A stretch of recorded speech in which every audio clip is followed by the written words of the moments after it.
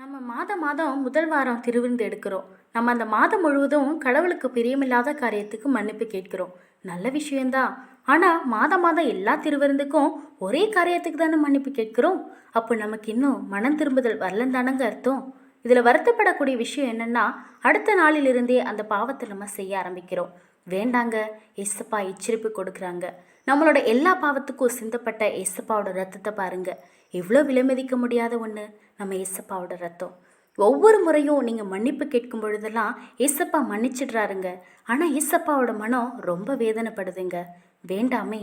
நம்ம வாழ்க்கையில் ரகசிய பாவங்களும் துணிகரமான பாவங்களும் வேண்டவே வேண்டாம். சிந்தித்து பாருங்க. ரத்தம் சிந்தினவரை மறந்துடாதீங்க. ரத்தமே சிந்தப்பட்ட ரத்தமே, விலையேற பெற்ற ரத்தமே.